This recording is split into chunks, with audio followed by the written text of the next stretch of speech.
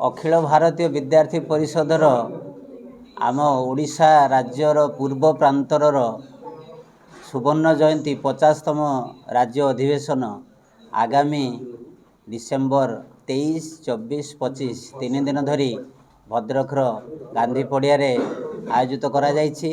एथिरे आम ओडिशा पूर्व प्रांतर समस्त जिलूर पाखापाखि 600 छात्र नेता अध्यापक व्यवस्थापक समस्ते जोगदेवार कार्यक्रम रही। राज्य अधिवेशन को आमर 23 तारिख पूर्वाह्न ओडिशार महामहिम राज्यपाल उद्घाटन करिवार कार्यक्रम रही।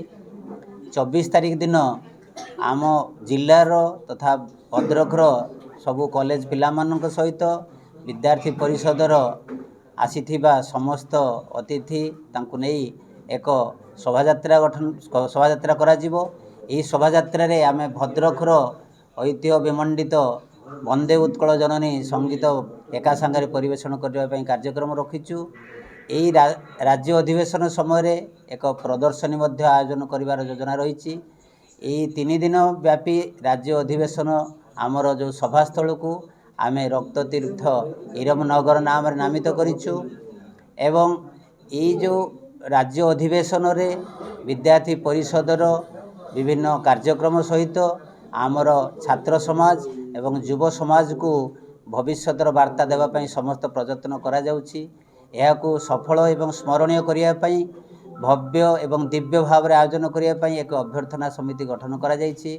एथिरे भद्रकर बहुत प्रतिष्ठित सामाजिक कर्मकर्ता पूर्वतन राजनैतिक एवं वर्तमान राजनैतिक कर्मकर्ता माने मध्य उपदेष्टा भाव रही।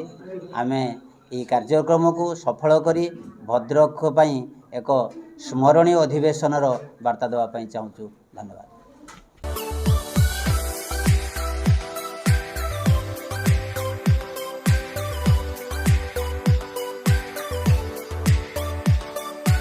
हॉलमार्क ऑर्नामेंट्स स्वप्नरू सत जाए।